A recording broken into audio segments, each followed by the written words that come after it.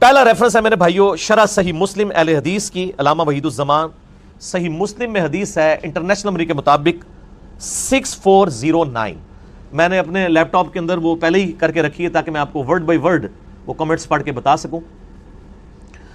یہ حدیث بڑی مشہور ہے، ابو سفیان رضی اللہ تعالیٰ عنہ کے فضائل والے چیپٹر میں صحیح مسلم 6409 کہ ابو سفیان جب ایمان لے کر آئے تو مسلم شریف کے الفاظ ہیں، انہوں نے کہا اے نبی علیہ السلام، مسلمان مجھ سے تو نہ صحیح طریقے سے گفتگو کرتے ہیں اور نہ ہی میرے پاس بیٹھتے ہیں، تو میری کچھ خواہشات ہیں، اگر آپ وہ پوری کر دیں تو اس کی وجہ سے مسلمانوں کا دل میری طرف مائل ہوگا۔ ظاہر ہے پوری زندگی ابو سفیان نے نبی علیہ السلام کی مخالفت کی۔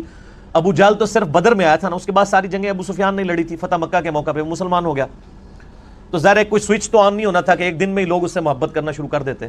تو مسلم شریف کے الفاظ ہیں، انہوں نے کچھ یعنی ریکویسٹ کی، ان میں سے ایک ریکویسٹ یہ تھی کہ میرے بیٹے معاویہ کو اپنا منشی بنا لیجئے۔ یہ یعنی علامہ وحید الزمان صاحب کا ترجمہ میں پڑھ رہا ہوں، یہ منشی کوئی نٹوریس ورڈ نہیں ہے، اسسٹنٹ کہہ لیں، کلرک کہہ لیں انگلش میں، یعنی اپنا اسسٹنٹ رکھ لیں، چونکہ یہ کاتب بھی تھے تو ان کو کاتب کے طور پہ آپ رکھ لیں۔ تو اس حدیث کے اینڈ پہ جو راوی ہے نا زمیل، ان کے الفاظ ہیں، وہ کہتے ہیں کہ ابو سفیان اس دن جو کچھ نبی علیہ السلام سے مانگ رہا تھا نا، آپ اس کے جواب میں ایگری کرتے جا رہے تھے، کیونکہ آپ علیہ السلام کی عادت تھی کہ آپ انکار نہیں کیا کرتے تھے۔ تو اس طریقے سے سفارشی طور پر ابو سفیان نے اپنے بیٹے معاویہ ابن ابی سفیان رضی اللہ تعالیٰ عنہما کو جو ہے نبی علیہ السلام کے منشی کے طور پہ، اسسٹنٹ کے طور پہ، کاتب کے طور کے اوپر بھرتی کروایا۔ باقی وہ کاتب وحی اور باقی ڈیٹیلز وہ میرا کلپ آپ دیکھ لیں، حضرت معاویہ کے بارے میں لاکھوں لوگوں نے دیکھا ہے، کیا حضرت معاویہ کاتب وحی تھے رضی اللہ تعالیٰ عنہ؟ تو میں نے بتایا کہ ہاں کاتب وحی تھے، لیکن ساتھ کچھ اور حقائق بھی جڑے میں جو آج میں ڈسکس نہیں کروں گا۔ اچھا، اس حدیث کی شرح میں صحیح مسلم 6409 میں آپ ذرا ورڈ بائی ورڈ اہل حدیث عالم علامہ وحید الزمان کے کومنٹس، اور اہل حدیث ہی چھاپ رہے ہیں، یہ ذرا سنیے۔ یہ آپ صلی اللہ علیہ وآلہ وسلم کا حسن خلق تھا، یعنی آپ علیہ السلام کا حسن اخلاق تھا اور مصلحت بھی تھی، کیونکہ ابو سفیان کافروں کا سردار تھا، اس کی تالیف قلب بھی ضروری تھی۔ ہر چند ابو سفیان کا اسلام پہلے پہل تو جان کے ڈر سے تھا، مگر بعد میں شاید وہ پختہ ہو گیا ہو، اور جب آدمی اسلام لایا تو اس کے قصور اور کفر کے وقت کے سب گناہ معاف ہو جاتے ہیں۔ آپ صلی اللہ علیہ وآلہ وسلم نے تو وحشی قاتل حمزہ کا بھی اسلام قبول کر لیا تھا، لیکن اس پر بھی ابو سفیان کا خاندان نبوی صلی اللہ علیہ وآلہ وسلم کا ہمیشہ دشمن رہا۔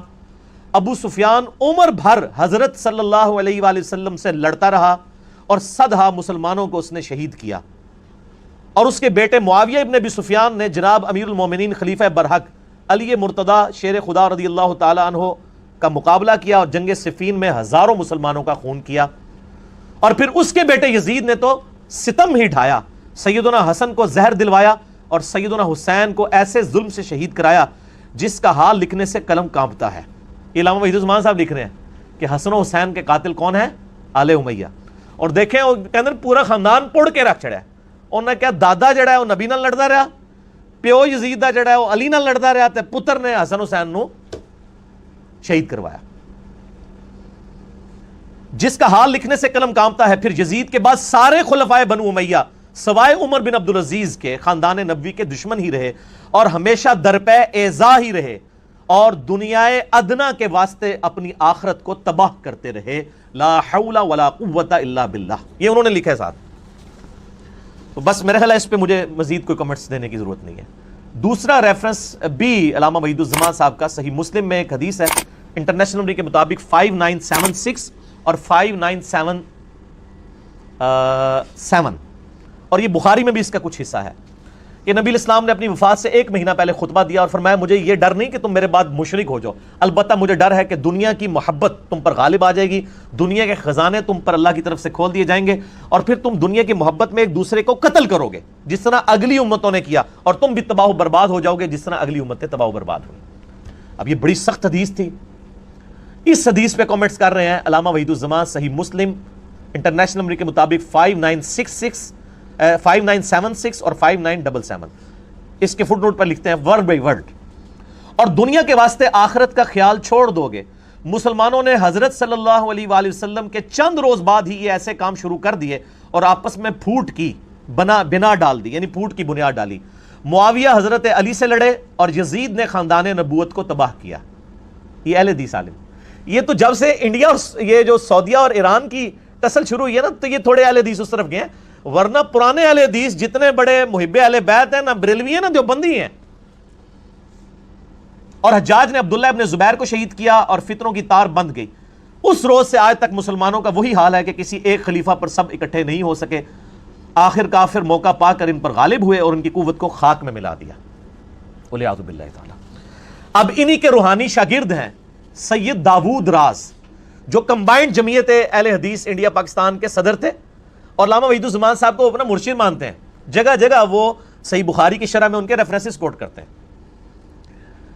انہوں نے صحیح بخاری کی شرح جو 8 جلدوں میں موجود ہے، اس میں بخاری کی شرح میں 4359 نمبر حدیث ہے بخاری کی. اس کی شرح کرتے ہوئے کیا لکھتے ہیں؟ یہ بخاری کی حدیث ہے کہ جریر ابن عبداللہ رضی اللہ تعالیٰ عنہ یمن کے سفر پہ تھے اور اسی دوران نبی الاسلام کی پیچھے ڈیتھ ہو گئی اور حضرت ابوبکر کو خلیفہ چن لیا گیا. اور ابھی یہ مدینہ شریف آئے نہیں تھے، تو راستے میں ان کی ملاقات ذو امر نامی ایک شخص سے ہوئی جس تک آلریڈی نبی الاسلام کی وفات کی خبر پہنچ چکی تھی. وہ بڑا جہاندیدہ بندہ تھا، اس کے پاس یعنی علم بھی تھا. انہوں نے بڑے حسن سلوک کے ساتھ اس کے ساتھ معاملہ کیا. تو جاتے جاتے اس نے ان کو ایک نصیحت کی جو بخاری میں 4359 نمبر حدیث کے اندر امام بخاری نے نقل کی ہے. وہ شخص کہتا ہے کہ چونکہ تم نے مجھ پر احسان کیا ہے، میں تمہیں ایک بات بتاؤں گا کہ تم اہل عرب اس وقت تک خیر و بھلائی کے ساتھ رہو گے جب تک تمہارا طرز عمل یہ ہوگا کہ جب تمہارا کوئی امیر وفات پا جائے تو تم اپنا کوئی اور امیر مقرر کر لو، لیکن جب عمارت کے لیے تلوار تک بات پہنچ جائے گی تو تمہارے امیر بادشاہ بن جائیں گے. وہ بادشاہوں کی طرح غصہ ہوا کریں گے اور انہی کی طرح خوش ہوا کریں گے. یعنی جب خلافت ختم ہوگی اور ملوکیت آئے گی پھر وہ دنیا دار بادشاہ ہوں گے. یہ بخاری کے الفاظ ہیں. کانت بالسیف کانوا ملوکا یغضبون غضب الملوک ویرضون رضا الملوک. اس پہ حدیث مکمل ہوئی ہے. اس کی شرح میں سید داود راز کیا لکھتے ہیں؟ ذو امر کی آخری نصیحت جو یہاں مذکور ہے وہ بالکل ٹھیک ثابت ہوئی. خلفائے راشدین یعنی ابوبکر، عمر، عثمان و علی کے زمانے تک خلافت مسلمانوں کے مشورے اور صلاح سے ہوتی تھی. اس دور کے بعد کسرا اور قیصر کی طرح یعنی رومن اور پرشین امپائر کے ہیڈ جس طرح اپنے بچوں کو خلیفہ بناتے تھے، ان کی طرح طاقت کے بل پر بادشاہ بننے لگے اور مسلمانوں کا شرازہ منتشر ہو گیا. حضرت امیر معاویہ رضی اللہ تعالیٰ عنہ نے جب خلافت یزید کا اعلان کیا تو کئی بابصیرت صحابہ نے ان کو صاف کہہ دیا تھا کہ آپ سنت رسول کو چھوڑ کر کسرا اور قیصر کی سنت کو زندہ کر رہے ہیں. یہ بخاری میں ہے 4827 نمبر. میں نے اپنے پمفلٹ میں ساری حدیثیں ڈالی ہیں، آپ کو تعارف بھی کروا دوں گا. یہ داؤد راز لکھ رہے ہیں کہ قیصر و کسرا کی جو طریقہ تھا ان کو کس نے زندہ کیا. بہرحال اسلامی خلافت کی بنیاد امرہم شورا بینہم پر ہے، جس کو ترقی دے کر آج کی جمہوریت لائی گئی ہے. اگرچہ اس جمہوریت میں بہت خرابیاں ہیں تاہم شورا کی ایک ادنا جھلک ہے. اور میرا بھی یہی موقف ہے کہ جو اسلامک ڈیموکریسی ہے یہ خلفائے راشدین کی ایک ماڈرن فارم ہے خلافت راشدہ کی.